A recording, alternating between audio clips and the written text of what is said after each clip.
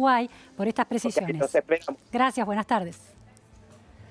Bueno, volvemos a el mapa global con Argentina, la crisis regional.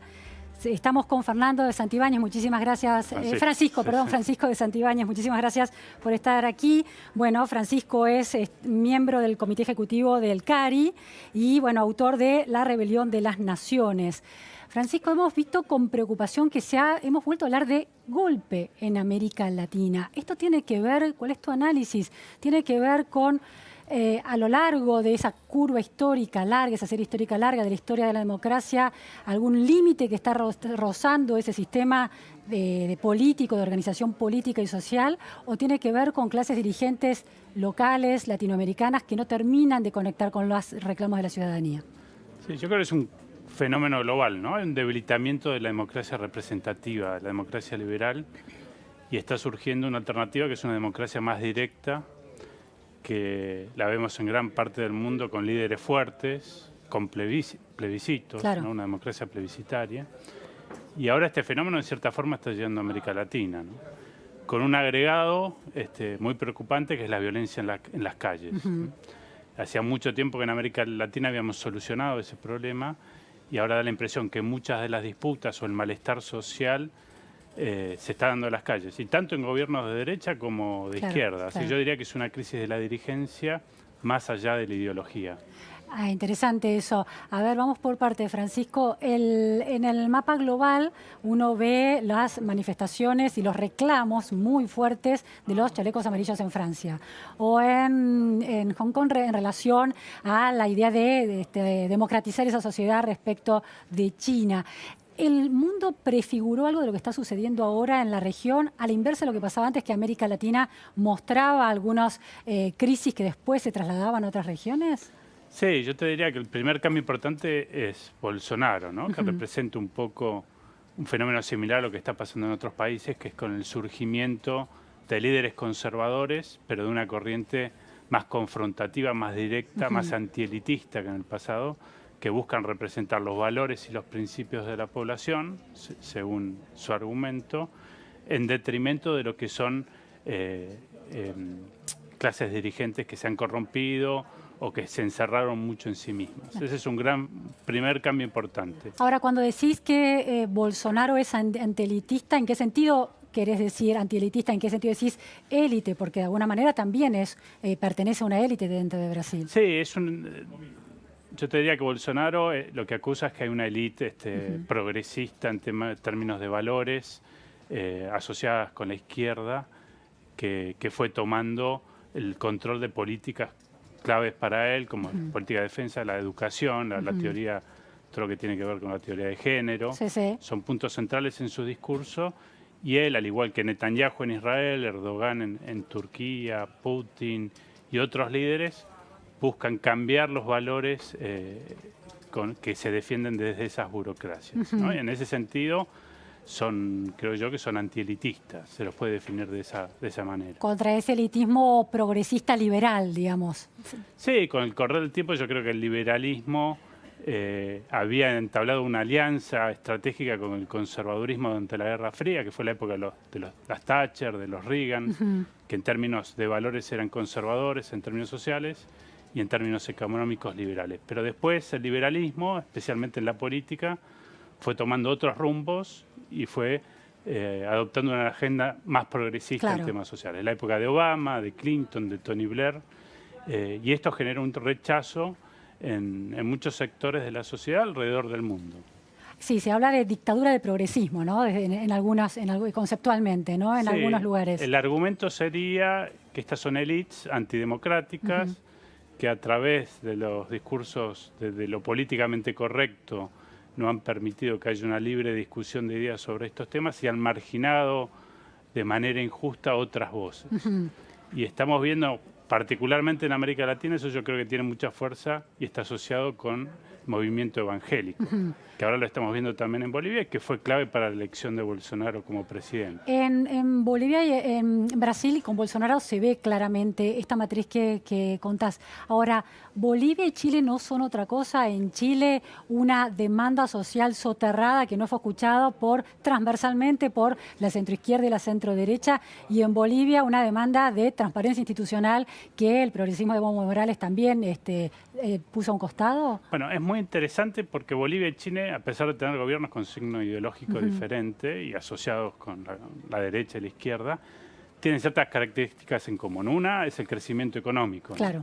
Han crecido bastante económicamente en los últimos años. Eso haya generado una nueva clase media.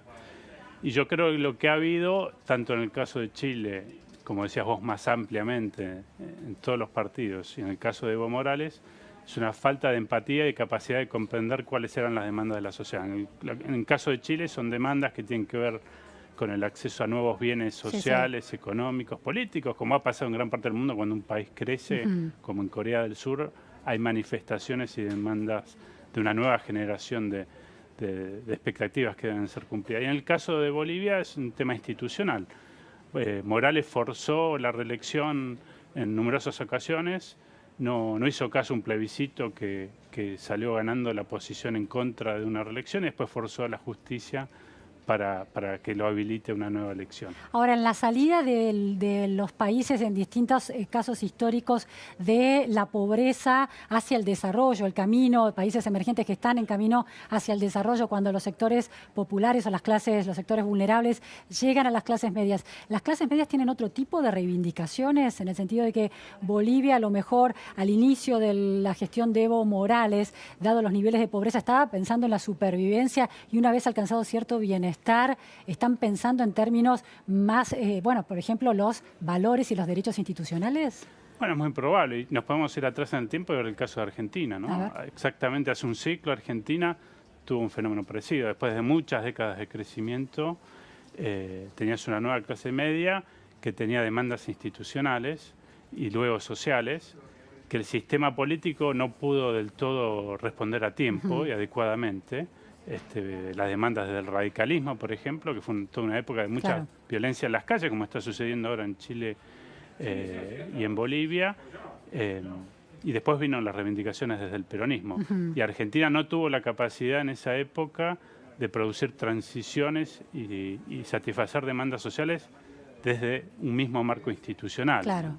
Y yo creo que ese es el desafío, particularmente en el caso de Chile, de no perder cierta racionalidad en políticas económicas que hasta este momento le permitieron llegar a donde está y al mismo tiempo que la clase política pueda satisfacer las demandas sociales.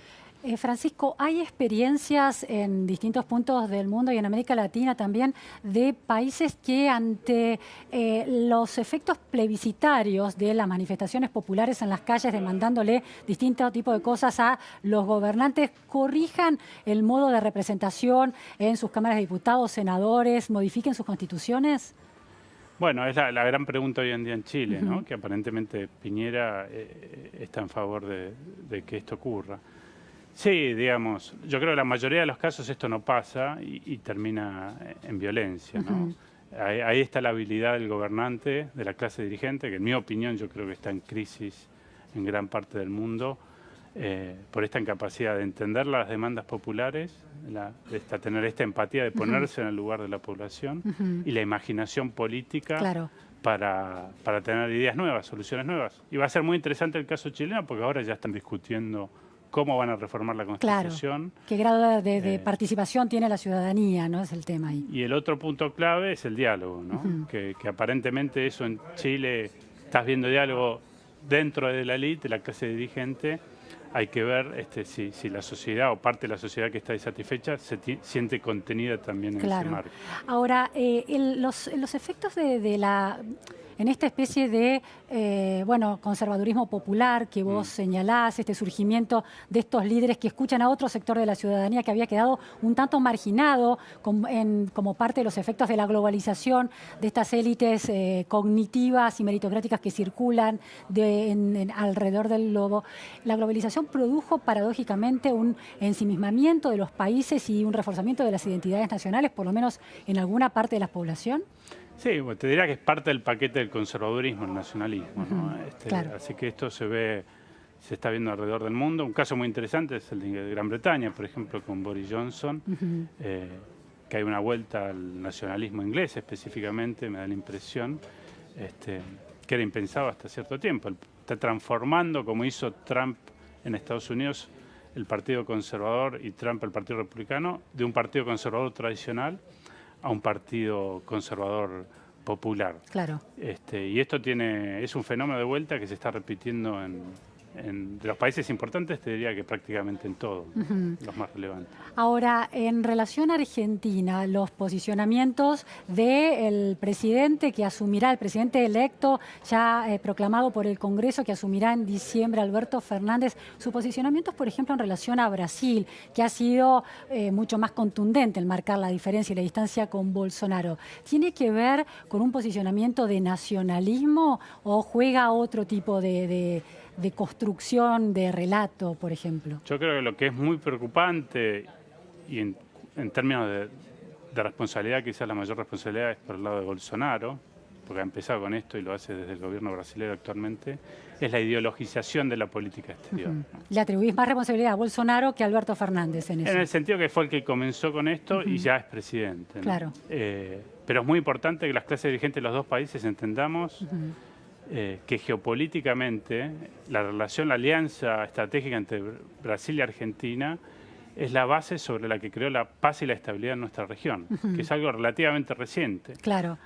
Las últimas 4 décadas. Antes competíamos con Brasil en términos militares, tecnología militar, nuclear aplicada como armas militares. ¿Hasta cuándo sucedió esto, Y esto Francisco? yo te diría que fines de los 70 comenzó a cambiar, se afianzó con Alfonsín y con Menem.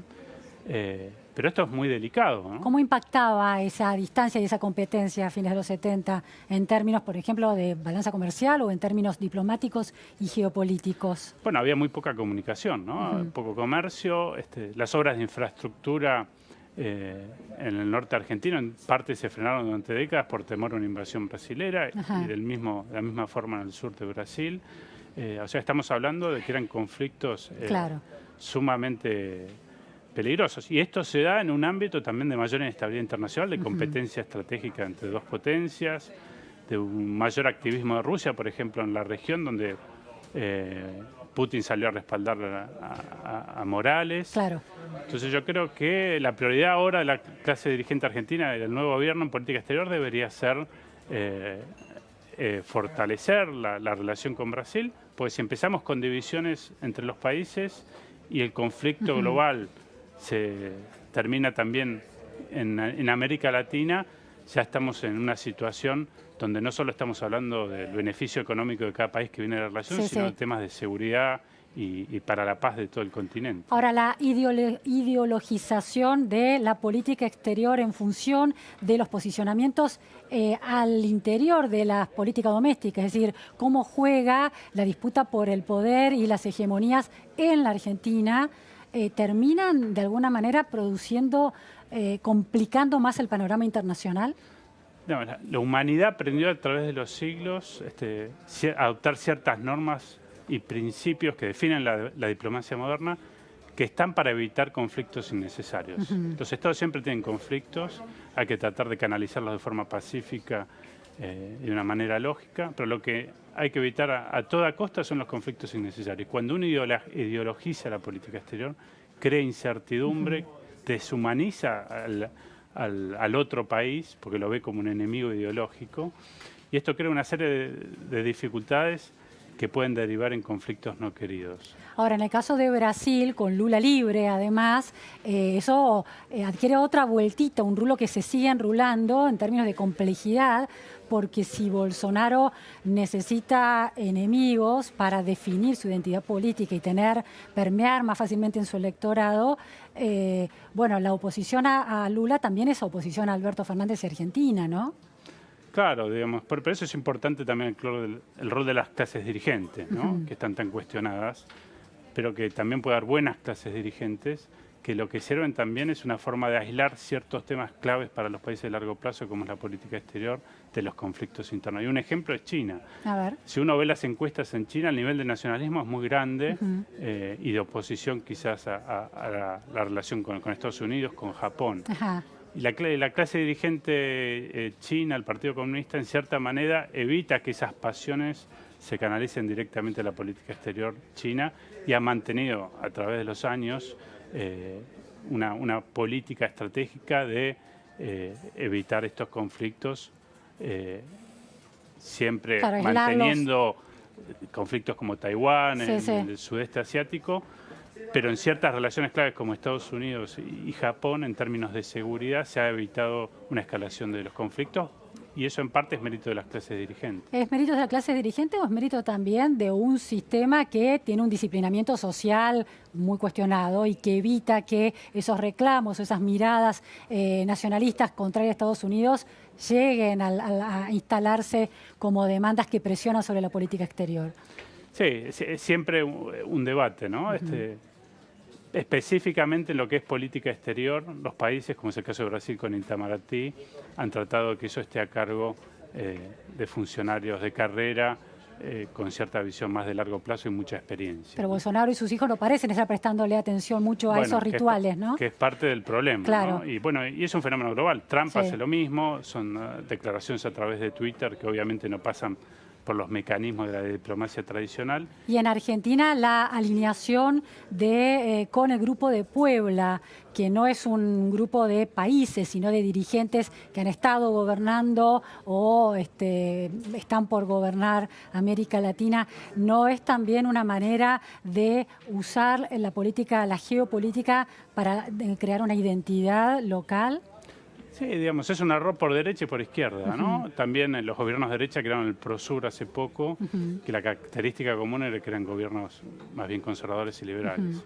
Y el Grupo de Puebla, que no son gobernantes, es igualmente peligroso, o más aún porque el discurso es más agresivo. Así que yo creo que tenemos que volver a pensar fríamente sobre la situación actual, qué es lo que nos conviene a nosotros como argentinos, qué les conviene a la región en general, y esto es dar pasos para disminuir el nivel de conflictividad en todos los países, porque estamos hablando de Bolivia, de Chile, de Ecuador, de Nicaragua, son muchos países, y de vuelta, desideologizar la política exterior, mantener las alianzas que se habían conseguido en las últimas décadas, y especialmente con Brasil, ¿no? Es el pilar sobre el que se sostiene la paz en la región. Muchísimas gracias, Francisco de Santibáñez, por este análisis del escenario regional. Muchas gracias. Nos vamos a un corte en la Repregunta Noticias a Fondo y enseguida volvemos.